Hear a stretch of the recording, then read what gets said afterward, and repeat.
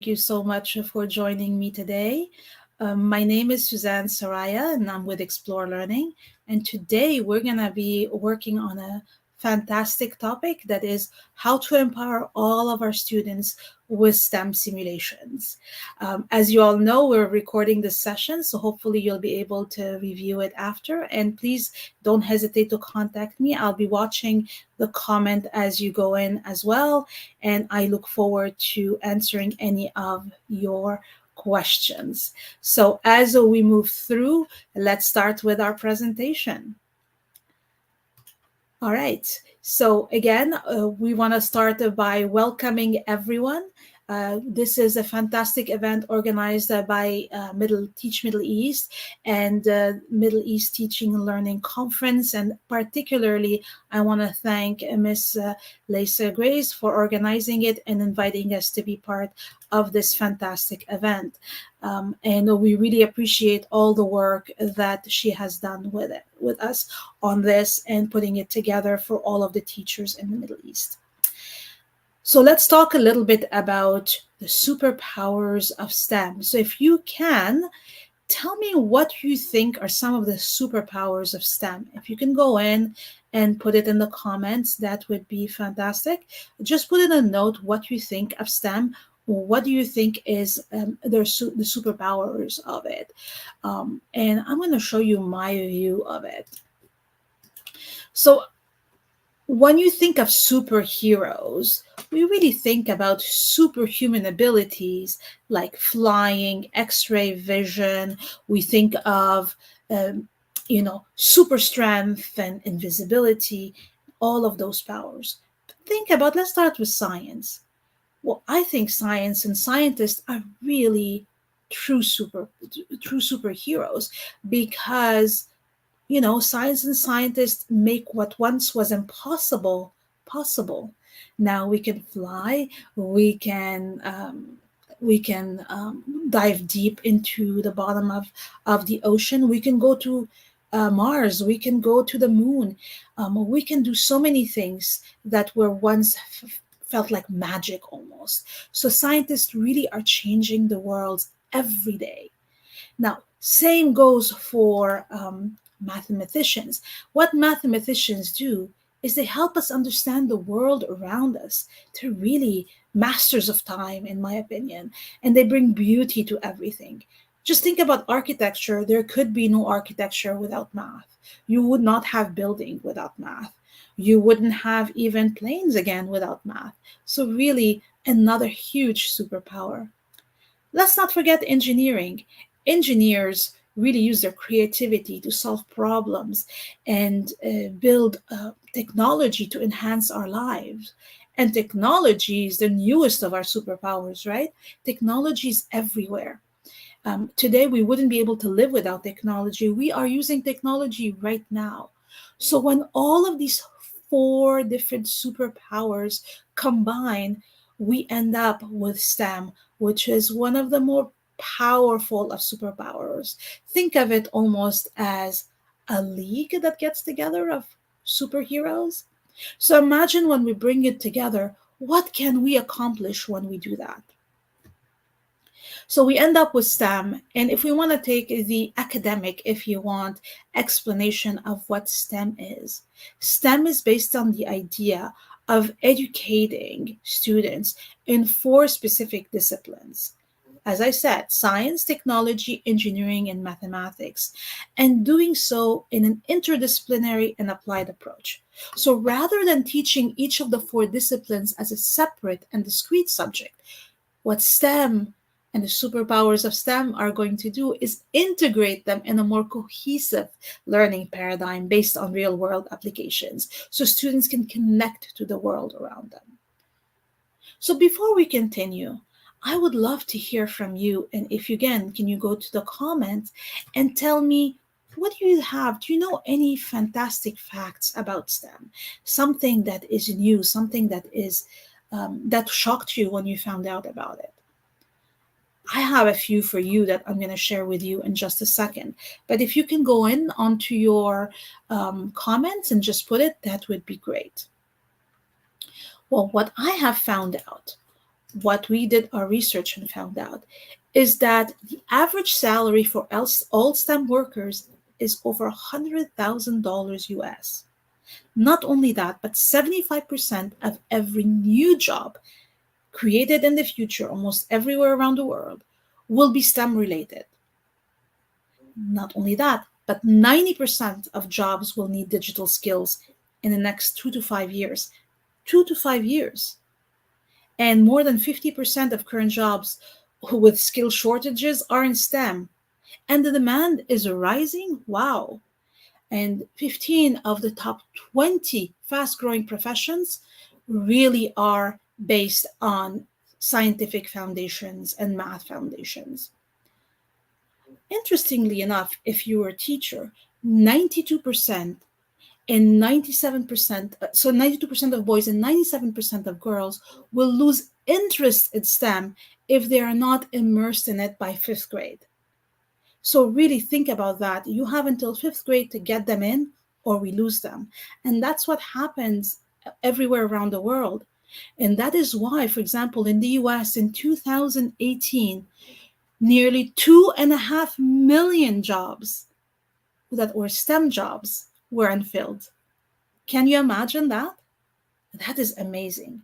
Now, the great thing is about STEM is it also supports our 21st century skills. These are skills that are essential for our students to be successful.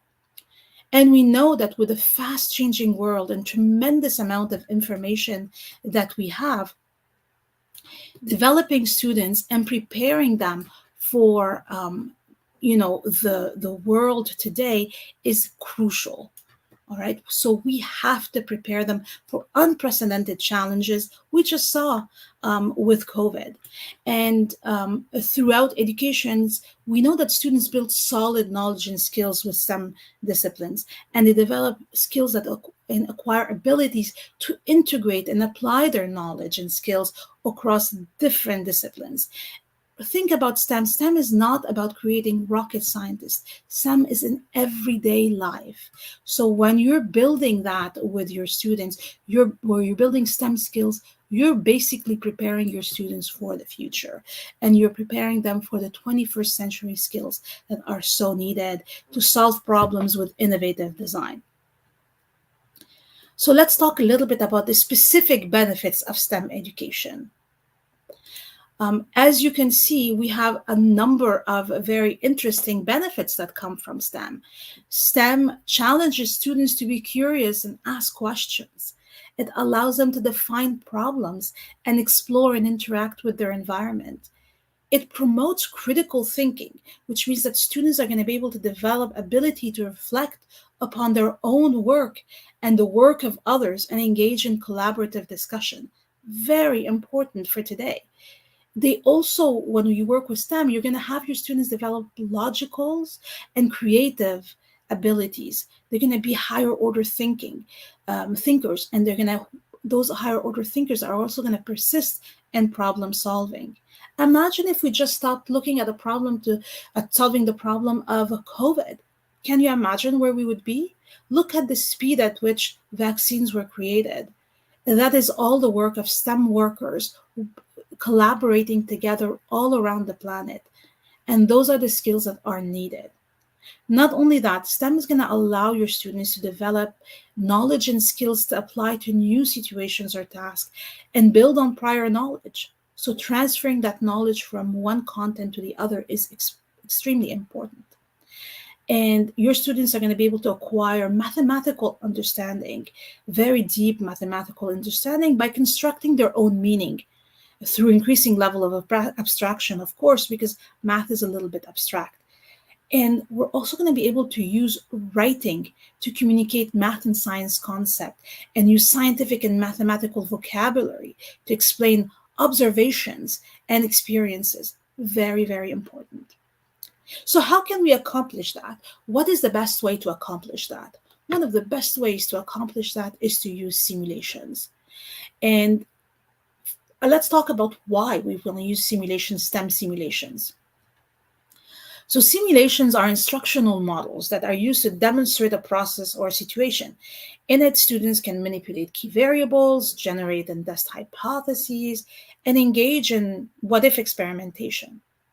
So these simulations, when used, they become very effective because they're also safe, they're inclusive, and they're very low stakes. Because then you can align this material to any student and student needs, makes you more inclusive in that way, and it provides students with a tangible way to understand complex or challenging concepts and becoming active participants in their learning process. This is something that every research piece has shown us in the past, that when students do, they learn faster and they learn deeper and they retain the knowledge for much longer. So when students need to understand complex STEM concepts, a hands on digital approach is going to invite students to participate and make connection between learning experience and knowledge of the future. Something that traditional, if you want, just book, for example, or PowerPoint presentations will not do.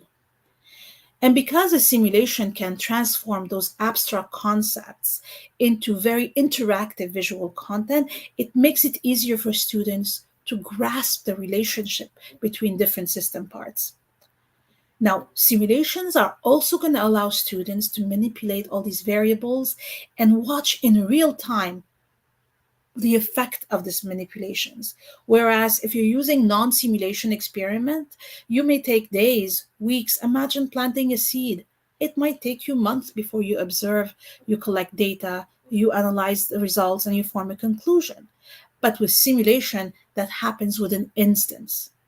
And not only that, the other part that I find is really important is that simulation tools can be used to track student progress, understand how they think, where are the gaps in their learning, where are the gaps in their skills, figure that out early, provide you with that feedback so you as a teacher can intervene. The results we obtain is learning that is characterized by student engagement that leads to better test result, and student who can apply their new learning easily to new context, and students that are developing an ever expanding repertoire of STEM knowledge. So simulations are really going to deliver immersive real life scenarios that are going to promote those 21st century skills we talked about earlier: critical thinking, collaboration, creativity, and communication, and make them indispensable, effective, and inexpensive. We don't always have the budgets for those inexpensive educational tools to carry out STEM activities in your classroom. So, what we're going to talk about today, what we're going to focus on, is an example of these STEM activities and were STEM simulations that we call Gizmos. And we're gonna see how Gizmos are going to promote those STEM superpowers. For those of you who don't know what Gizmos are interactive online simulations. They focus on math and science, content, as well as skill processes, and they're made for students in grades 3 to 12. The great thing is that they correlate to many curricula, international curricula, from IB to US to UK to Australian to Canadian, and much more. And they're definitely an incredibly engaging way to learn and have your student build lasting knowledge. Because what's what we want? We want them to become lifelong learners. We want that knowledge to be maintained for them. And the great thing about Gizmos is there's a huge library of those simulations, there are way over 500 of them, and you can choose from all of those. Now, the way these simulations come, and I'll give you an example in just a bit, they come with very, very interesting teaching and learning material. You have teacher guides where lesson plans and activities are all pre-prepared for you. You can take them, modify them, make them your own. They come with student exploration sheets, and I'm not talking about, questions and answer. These are inquiry-based questions that follow what we call the 5E model. And we have vocabulary sheets and assessment questions, everything you need in order to really be successful in your day-to-day classroom and bringing those superpowers of STEM and integrating them very quickly into your classroom and efficiently following multiple different methodologies, pedagogical methodologies. So what is great is that these gizmos or these simulations that we talked about today, we're going to show you an example, are research proven, very powerful tools for effective instructions. Um, it was going to help you do a very inquiry rich, as teachers, inquiry rich learning and teaching in your classroom. It's going to allow for manipulation of the key variables. You're going to be able to test out your hypotheses, and it's not going to cost you much because you can repeat those experiments very quickly for almost nothing. And you're going to be able to ask what if questions and explore them. Not only that, if you happen to be still online, or maybe you're doing more of a blended approach, or maybe you're doing more of a hybrid approach, no, or maybe you're in class 100%, whatever that might be, you can use these simulations. They go with you, they work on any device. It doesn't matter from a phone to an Apple product to Android, to whatever you might have, it will work with it. As long as you can have access to the internet, you have access to Gizmos. And of course, they support STEM in a very meaningful way, and they really help that deep learning to happen. Now, what's great about them is they work for all students. You can be very inclusive in your teaching with simulations, in particular simulations like Gizmos, because you can adapt the simulation and change it to make it feasible for all students of all abilities to participate on the same topic at their own rhythm. And finally, they make an incredible impact on student achievement and, in particular, on their growth mindset. And we all know how important it is to support that growth mindset for our students. So, if you plan to develop your own inquiry STEM lesson, you can use our simulations, and you can really think about whether you're doing direct instruction, if you're doing a structured inquiry, whether you're doing a guided inquiry, or you're doing an open inquiry. You really are able to do all of that with Gizmos. I'm going to show you that a real application in just a few seconds. And on top of that, you'll be able to follow all of the practices that come with STEM and STEM and mathematics, engineering, technology, and math. You'll be able to really understand the science and engineering practices and apply them. You'll be able to create cross-cutting concepts, and you'll be able to really follow the standards of mathematical practices. With that, I'd like to show you what these gizmos are. How about that? How about we go in and we do that? I'm going to share my screen. I'm going to bring in another screen right here. I hope you'll be able to see it. I'll put it here on my screen, and I'm going to share it again. If you've got any questions or comment, I can see you right there, and you can let me know. I will answer them as quickly as I can. All right, so let's go in and explore a gizmo. So as you can see here, when we go to Gizmos, this is a brand new platform that we have. You can see I'm in my class right now, and I can do multiple things. I can browse, I can look. So I'm going to take you to a very simple simulation to start off. We talked about being able to do a lot in a very little time. I'm going to take you to one called growing plants. So if I look at the word growing and the word plants, we're going to see that we have multiple gizmos that come out, including, well, this one is specifically about growing plants. I'm going to click on it. And the way that we set it up is very easy to use. You've got your student exploration sheet here with translation to other languages. You can open it in a Google form. You can open it in a PDF form. You can open it in a Word format. It is yours to do what you want with it. You have an answer key to the questions, and that exploration sheet, remember, is an inquiry-based inquiry sheet, right? So it's a research piece. Each question is a research piece, and all of that is detailed in the teacher guide. But to start off, I want to just jump in there. We'll go look at those in just a second. Take a look at this simulations. I'm going to make it very big on our screen so we can see it here. What do we have? we've got 4 pots here. We've got some supplies, some tomato seeds, and some bean seeds, and some turnip, and some fertilizer and compost. And this is what a simulation is. It allows us to go in and make changes very quickly. I don't have to wait 3 months. I don't have to wait 6 months for my seeds to grow. I'm interested in finding out what is the effect of light on the growth of a seed, on the height of a seed. So how can I do that? What experiment can I come up with? So I'm designing an experiment. Designing an experiment is engineering. I'm going to calculate, I'm going to graph all of that data. I'm going to use math. I'm going to try to understand how light affects the growth and the height of the plant. And of course, I'm using technology. So without even thinking about it, you're doing STEM. I'm going to go back and use my prior knowledge. And if you work this with students, I promise you, if you ask them that question, they'll always answer you the same thing. If I tell them which of these 3 seeds you're going to use to grow a tall plant, all of them will tell you bean. And when you ask them why, they'll tell you, well, Jack and the Beanstalk. That is what I have worked on, and I've heard of the story of a beanstalk being very tall. So I'm going to use a bean. Fantastic. Why not? So we're going to put our bean everywhere. And we want to really keep all the other variables the same. And we can let them play around with it first and let them see how, if they change all the variables, they won't figure out what is the effect of light. Once they've done that, and today we're going to go a little faster because of time, we see here that we've got water everywhere. We're not changing the amount of water.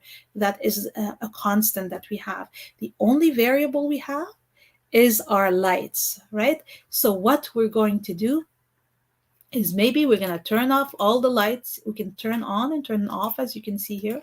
No light here, 3 lights here, 2 lights here, and 1 light here.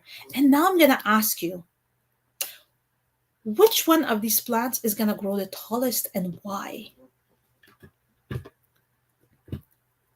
So if you have a chance to answer, just answer by telling me which pot you think, A, B, C, or D.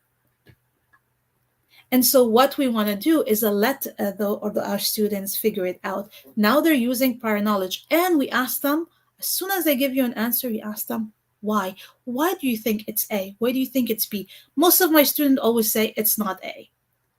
It's not A because there's no light, and probably we need some light.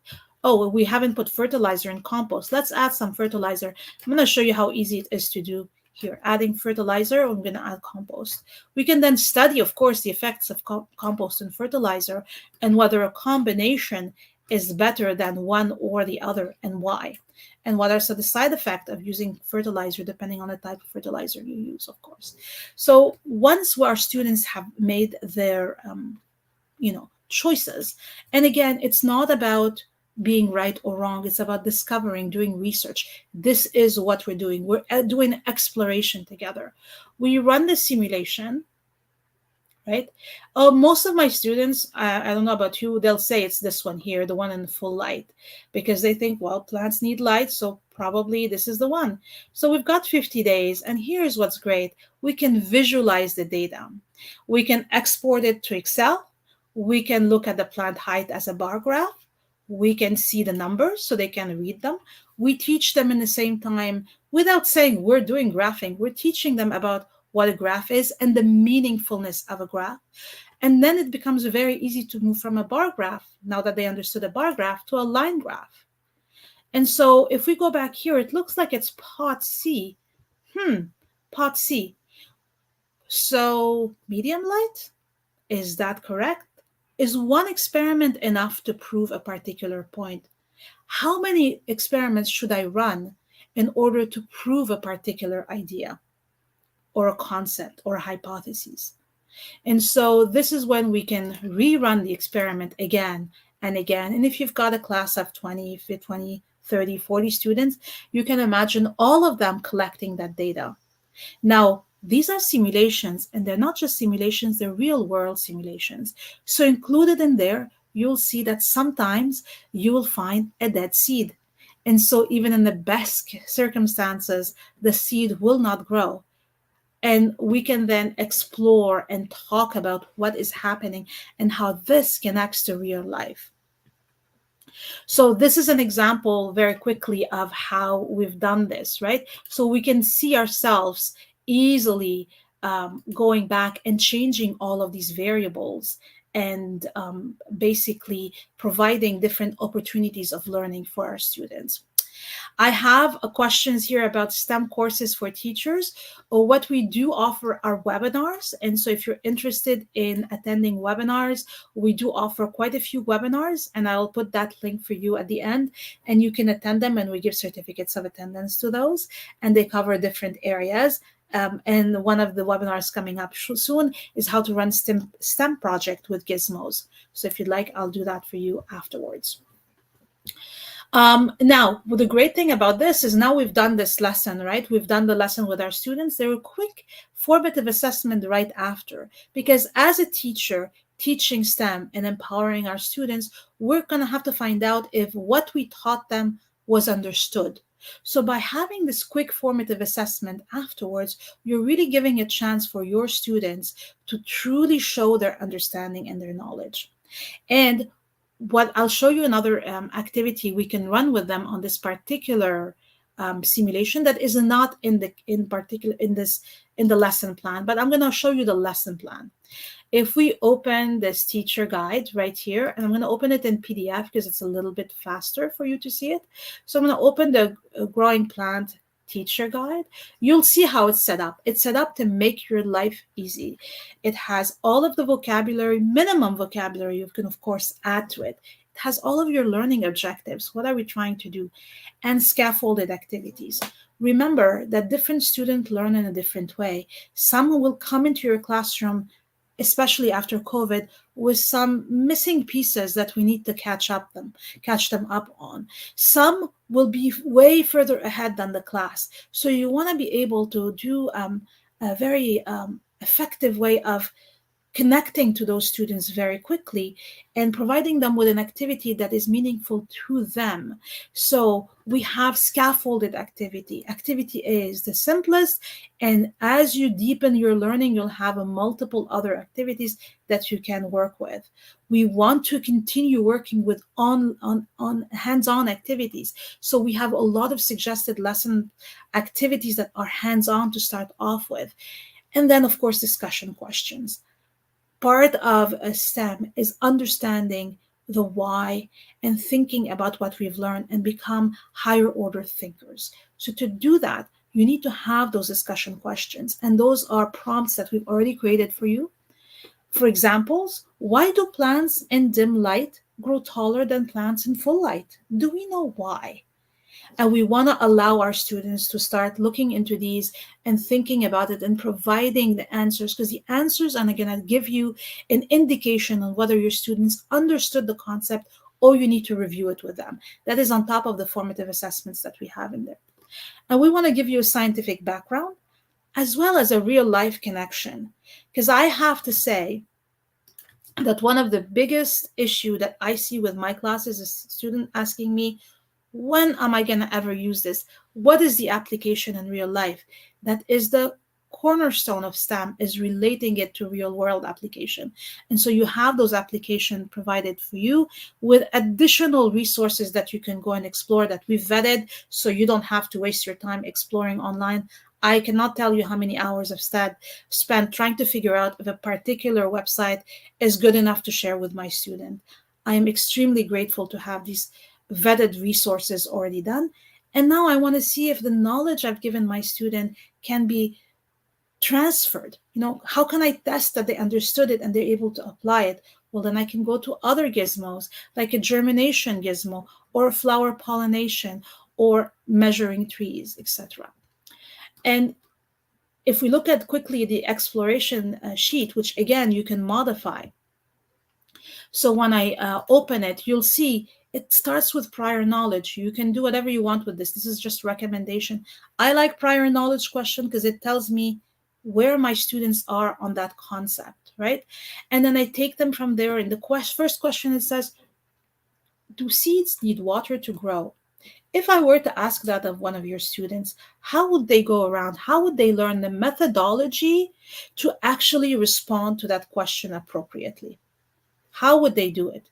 Well, here we're giving you the methodology. This is the idea of guided or structured or open ended. If it's open ended inquiry, you can just ask them the question, remove all of that, let them figure out the methodology. You can give them a confirmation inquiry where you're working with them and you're actually providing them the answer as you go, maybe for activity A, and you're letting them do activity B and C differently, right? And so all of that is there for you to modify. And this is why I think these simulations are phenomenal for teachers, because it facilitates your classroom, maximizes your time, engages your students, and allows you to be very effective and use all of these pedagogical approaches. As I said, whether it's blended learning, whether it is hybrid learning, whether you're trying to do flexible learning, whether you're trying to develop their growth mindset. So let's go back and explore another type of gizmos. There are 500 of them, and I could possibly spend the next 3 hours telling you about it, and you'll be tired of hearing me. But before I do that, I want to show you an activity that we've developed for this particular simulation that I have created for STEM. And you can see here how we can take it further. So if you've got older students, and because these gizmos are open-ended, you can work with kindergartners with them. And I have grade 8 and 9 teacher working with the same simulation at a much deeper level. So now take a look at this. Now I have this particular question for you. You have only one trial. You do that maybe after students have understood the concept and the relationship. Here's your STEM activity. You've got a price list. I want you to grow the plant with most mass, staying within that budget with the following price lists. And you give your students 5 minutes and you tell them you have one trial, only one trial. And you can see how quickly now they have to bring in their knowledge and understanding of what they just learned on the concept, and how they can run a STEM activity very quickly.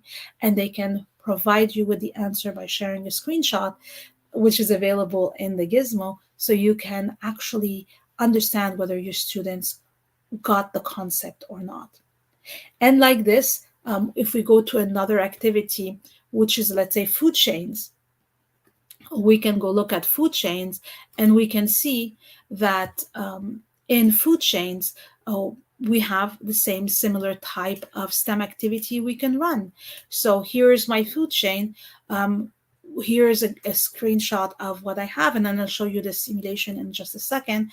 I have a ecosystem here with this particular graph. What does this graph mean? How does the evidence support your answer?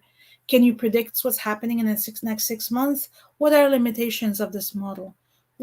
Well, let me show you the simulation now and see how fantastic that is to be able to use that with your students. Let's go back here and let's go look for food chain that is related to this particular gizmo. And you can see here, we're going to click on food chain, and you'll be able to see that when I run my simulation, I have different parts of the ecosystem. I have a simplified ecosystem here with grass, rabbits, snakes, and hawks. And what is great about that is I'm going to collect my data again, mathematically speaking, in different format, in table, in bar chart, in graphs. And I'm going to explain what is a system that is in balance right away, allowing my students to visualize month and month of data in just a few seconds.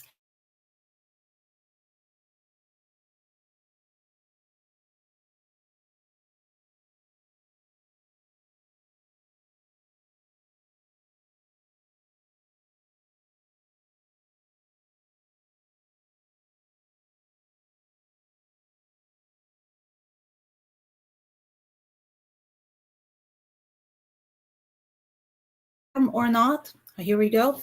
It's back. All right. So what we can do in here is we can make changes. We can modify the amount of grass, remove some grass, and really see what happens and have those predictions happening for your class. And you can see here quite quickly that this change that I've produced has brought me back to an equilibrium in about 12 to 14 months, right? We were at the equilibrium. We had maybe a fire and half of the grass, more than half of the grass was burnt out. And it took a few months and we were back to the equilibrium we had before, the balance. And I can look at this data here. I can show the numerical values. We can collect it in a table. Again, very great ways for us to be able to explain those concepts to the student, again, with materials for each of these. Now, what's great about that is that we can now look at this very quickly and say, if I were to produce a graph and allow them to reverse engineer, they can try to understand what is happening in this particular simulation. And now we've got students that are thinking both ways. Let's look at the results, analyze it, and understand what were the initial conditions. Extremely powerful to not only develop their knowledge, but allow those students to fully comprehend concepts that were very difficult before. Now, within those simulations, we have some really special ones that I'd like to take a couple of minutes to show you, and those are STEM cases. As I said, I could show you hundreds of other simulations, and we've got plenty of other STEM activities we can share with you. But what I'd like to do is just show you very quickly, talk to you about STEM cases. What STEM cases are? STEM cases are cases in which students learn science by acting like scientists. So in here, you're really going from not only learning those concepts, but they're going to have a discussion that happens. There's going to be checkpoints, all of it done within the simulation. And your students are going to really, truly solve problems, true problems, real problems. And from A to Z, they'll be able to do that. So as you know, traditional cases tend to be passive. And if you haven't seen what traditional cases are, kids read and then they are asked questions and then they solve them. Now, and what we want is for students to actually be doing. So when they do, these are interactive case studies, those STEM cases, in which students act like scientists to solve problems, right? And they do that because they are going to be presented with a real world problem. They're going to be put in the role of a STEM professional, from agricultural scientists to CDC researchers to vet technicians, all of those different STEM activities that or roles that you can think of, and they're going to be solving those problems, right?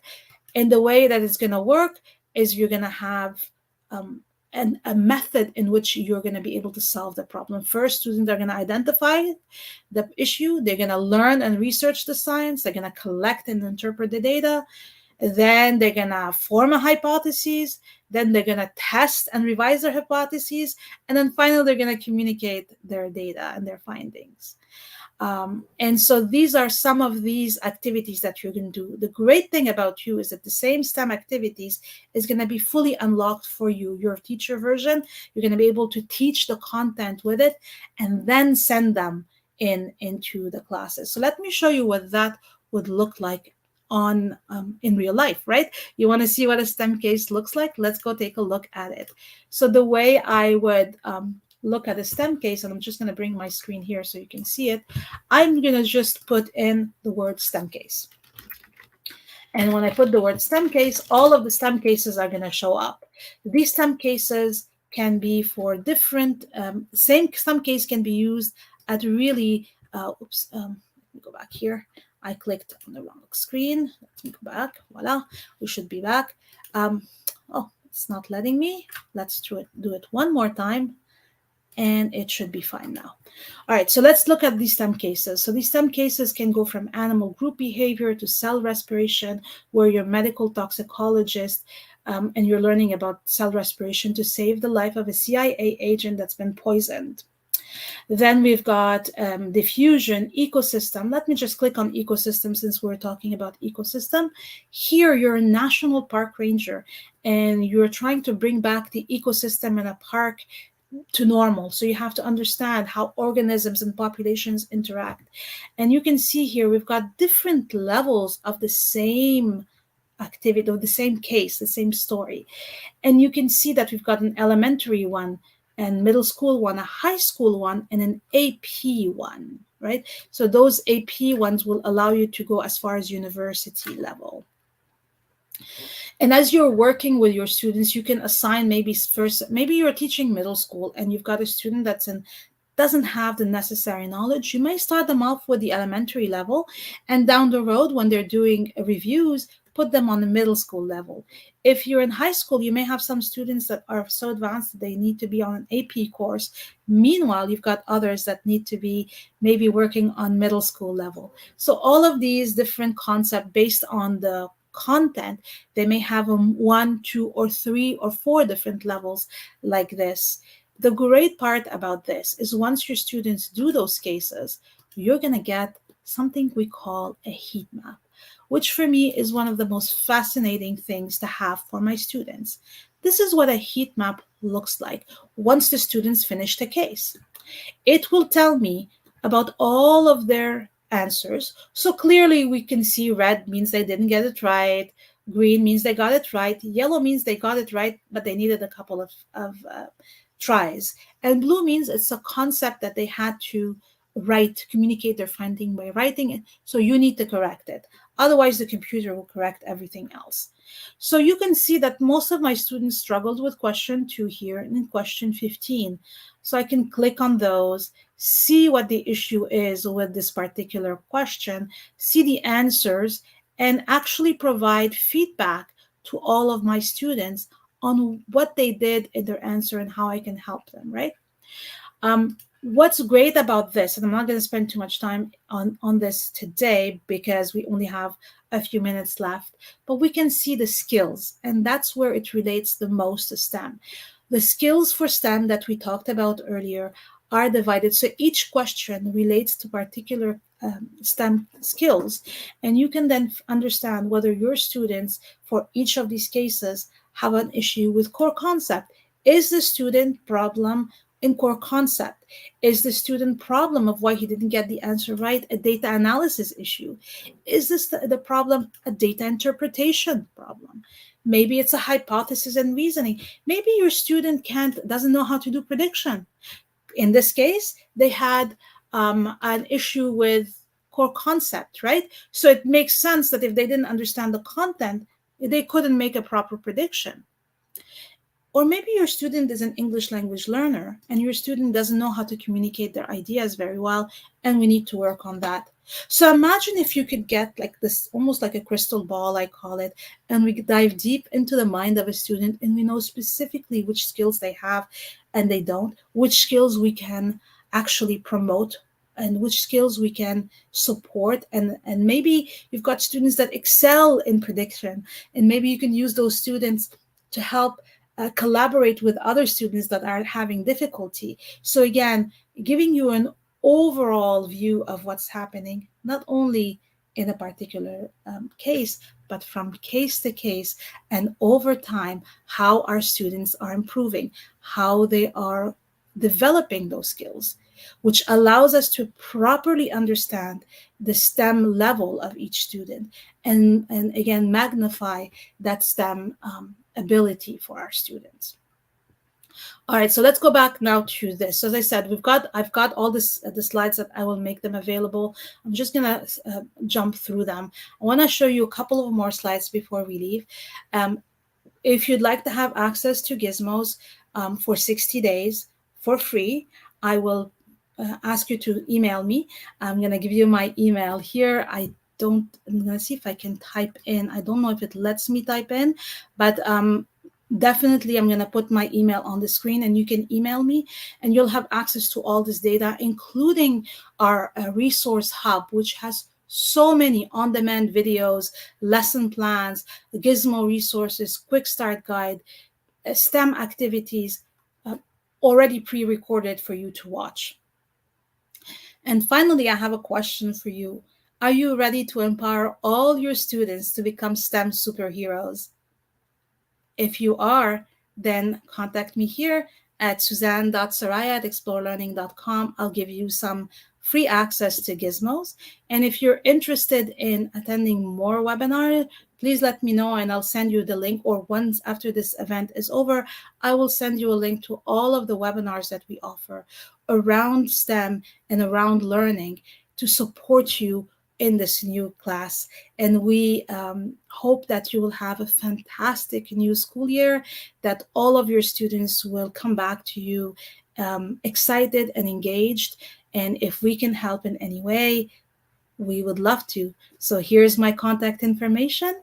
And again, I hope you're all going to turn your students into developing their superpowers with STEM. Thank you so much, everyone.